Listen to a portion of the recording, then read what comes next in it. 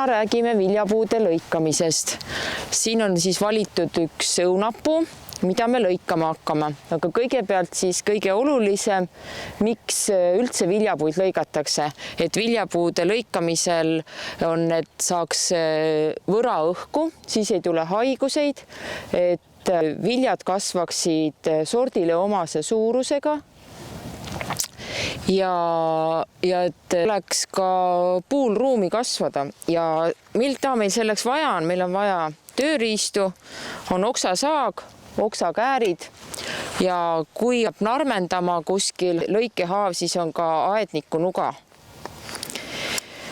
Ja vaatame siis seda õunapuud, et siin nüüd selline, et õunapuul sõltub nii okste kui asend, tihedus ka sordist.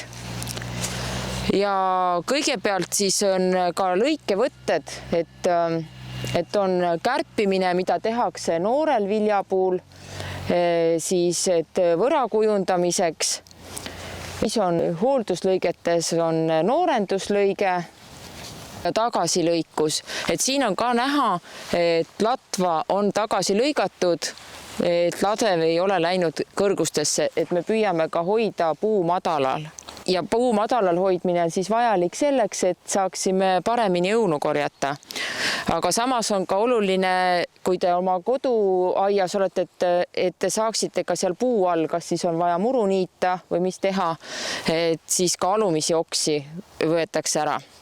Põhiline on see siis, et tuleb ära võtta sisse kasvavad oksad, siis haiget saanud või vigastatud oksad, kuivanud oksad, et siin ma vaatangi, et see kasvab siin sisse.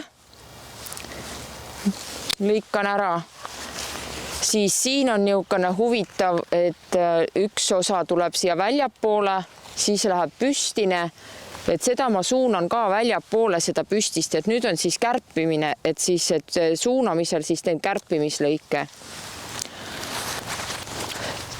Siin on jälle kasvab sisse, siit poolt tuleb välja, aga kuna ma siin näen õiepungi, siis ma siit võtan ainult sisse kasvava ära, aga õiepungadega oksa, kuna siit tuleb ruumi, siis selle ma jätan. Aga kõige olulisem viljapuude lõikumisel ongi nüüd, et need lõikevõtted, et ei tohi jääda tüükaid ja ei tohi olla ka haav liiga suur. Ja siis vaatakski nüüd lähemalt, et kuidas siis kääre hoida ja kuidas siis kääridega seda õiget lõiget teha. Oluline on, et seda kääri on tera ja tugitera, et see lõiketera oleks alles jääva oksa poole. Ehk kui ma siin vaatan, et see kasvab ka siia sisse, siis lõikan põhioksa pealt, et siia ei jääks tüügast. Aega on samamoodi, et lõigatakse siis põhioksa pealt, et ei tohi jääda tüügast, sest tüügas ei kasva kinni ja siis, kui kinni ei kasva, siis sealt lähevad sisse kõik haigused. Vaatame ka, kuidas siin on ka veel üks sisse kasvav täiesti võrasse sisse.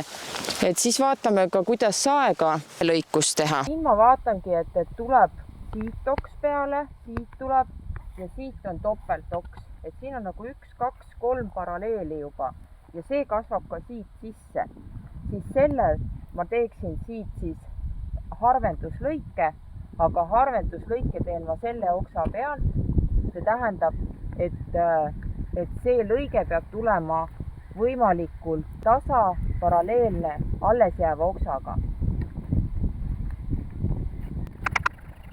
Ja selleks, et ei murduks koor lahti, et siin ei ole, siis ma teen talle ka vastu lõike. Nii, ja siin nüüd on näha, et see haav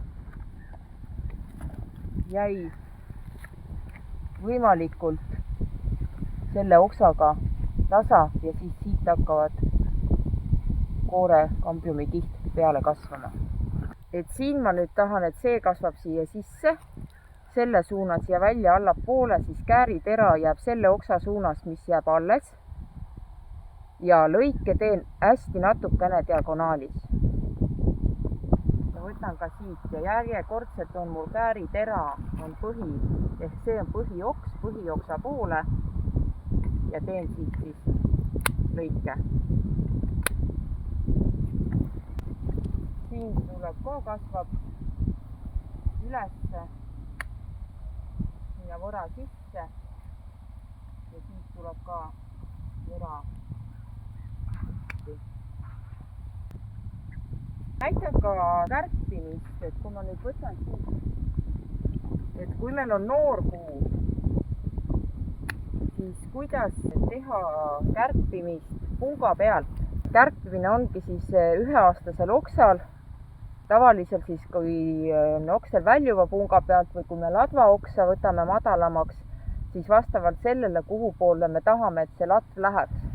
Ja kärpimisel ongi nüüd ka oluline, et me teeme selle lõike kuskil paar millimeetrit kuni 5 millimeetrit punga pealt ja järjekordselt see lõiketera jääb alles jääva punga poole ja natukene diagonaalis. Ja oluline, et jah, et see pung jääb siis selle diagonaali kõrgema tipu poole. Et see on siis kärpimislõige. Siin on ka näha eelmise aasta lõiget. Ta ei ole nii täpselt tehtud, nagu ma näitasin siit seda uut lõiget. Ja see tähendabki seda, et kui ta on natuke kaugemalt tehtud, siis see haav ei kasva kinni ja see kuivab ja siit hakkavad haigused sisse minema. Oluline on ka siis haava peitsimine, ka haavamäärde peale paneks siis lõike kohale. On erinevaid haavamäärdeid.